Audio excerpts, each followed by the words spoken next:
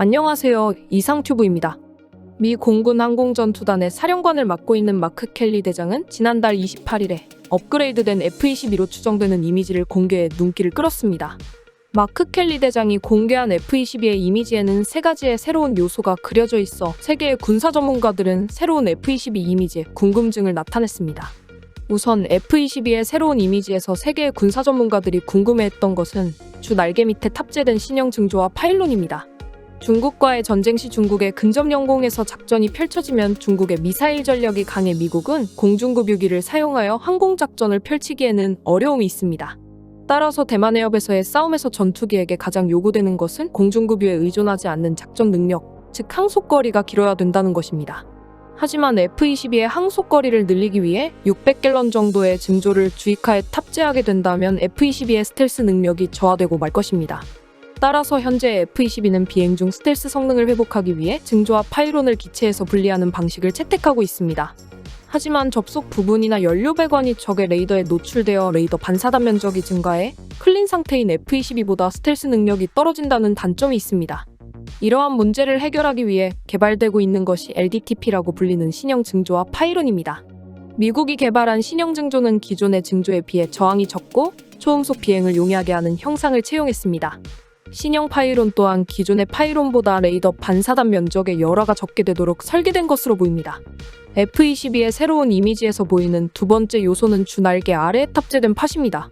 새로운 F-22의 이미지에는 새로운 팟을 F-22에 탑재하여 테스트를 진행하는 것이 목격되고 있습니다. 이 팟의 역할에 대해서는 적외선 탐색 및 추적 장치인 IRST나 추가 전자전 장치를 탑재할 수 있는 다목적 팟이 아닐까 생각되지만 이 팟의 정확한 역할은 아직 외부에 알려지지 않고 있습니다. F-22의 새로운 이미지에서 보이는 세 번째 요소는 현재까지 공개되지 않은 미사일이 탑재되어 있다는 것입니다. 이 미사일은 아마도 2023년도경에 실용화될 것으로 보이는 AIM-260을 발사하는 것으로 보여지고 있습니다. 하지만 미국의 미사일 개발업체인 레이시오는 현재 미국의 중거리 공대공 미사일의 절반 크기이며 더욱 빠른 속도를 갖고 기동성이 더욱 향상된 신형 공대공 미사일인 페레그린을 개발하고 있습니다. 따라서 이미지에 그려진 미사일이 AIM-260인지 페레그린인지 아니면 새로운 공대공 미사일인지는 아무도 모릅니다. 어느 쪽이든 미 공군 항공전투단의 사령관을 맡고 있는 마크 켈리 대장이 공개한 이미지는 미 공군은 F-22의 업그레이드를 포기하지 않고 있다라는 메시지를 전하기 위해 공개한 것으로 예상되고 있습니다. 하지만 미 공군은 운용 및 유지 비용이 비싼 F-22A를 2023년까지 186대에서 153대로 감축한다는 방침을 내놓고 있어 아직 F-22의 앞날에 대해서는 뚜렷한 로드맵이 제시되지 않고 있습니다.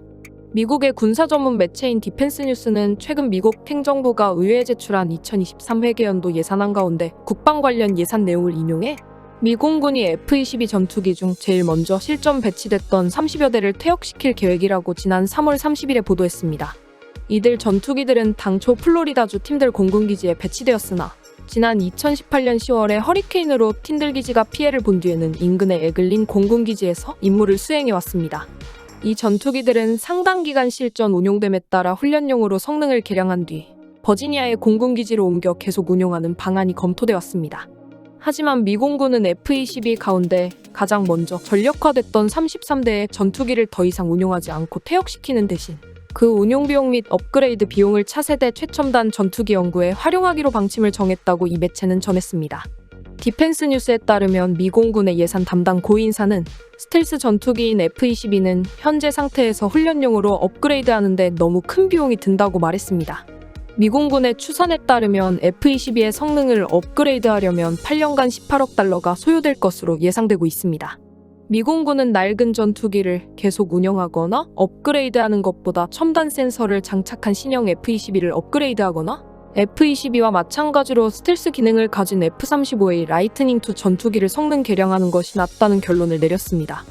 이 고위인사는 실전에서 운용 중인 전투기를 훈련용으로 사용하고 전투에서도 사용할 수 있도록 할 것이라며 그것이 가장 효과적으로 전투기 관련 예산을 사용하는 방법이라고 말했습니다. 미의회에서 공군의 이런 제안을 받아들인다면 30세대의 폐기 대상 F-22 가운데 블록 20형 랩터 세대를 제외한 30대는 항공기의 공동묘지로 불리는 애리조나주 투손의 데이비스 몬산 공군기지로 보낼 방침입니다.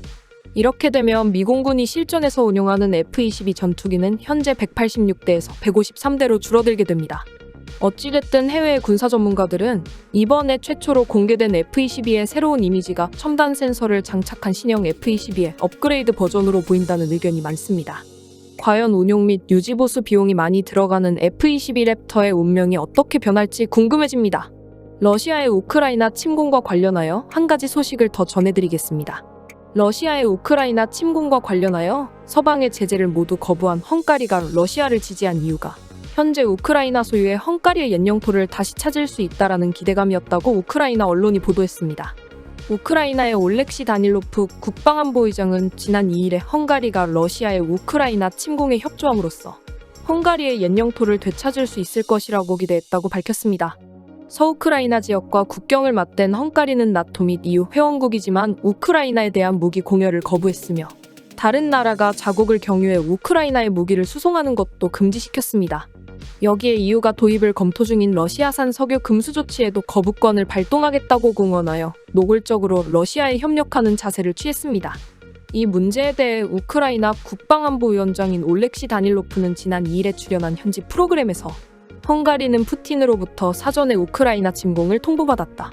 헝가리는 러시아가 우크라이나에서 일으킬 전쟁을 통해 우크라이나가 소유한 자국령 일부를 되찾을 것으로 기대했지만 그런 결과는 절대 일어나지 않을 것이다.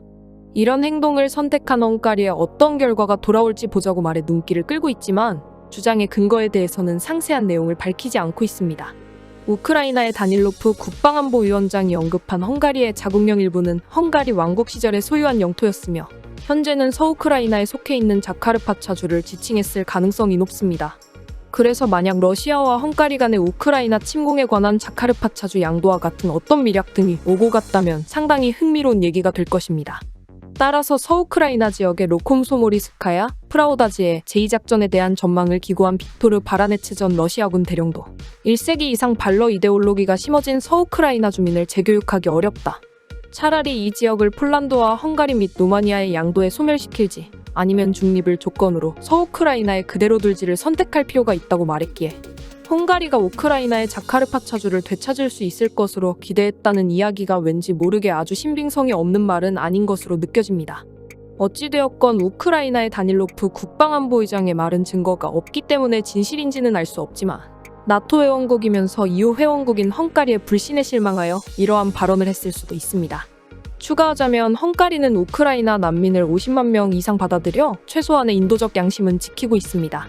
러시아의 우크라이나 침공으로 우크라이나 주변국들은 자국의 이익을 위한 계산기를 더욱 빨리 돌리고 있으며 유럽의 지형이 어떻게 변할지도 관심을 가질 필요가 있습니다. 이상 마치겠습니다. 시청해주셔서 고맙습니다. 이상튜브였습니다.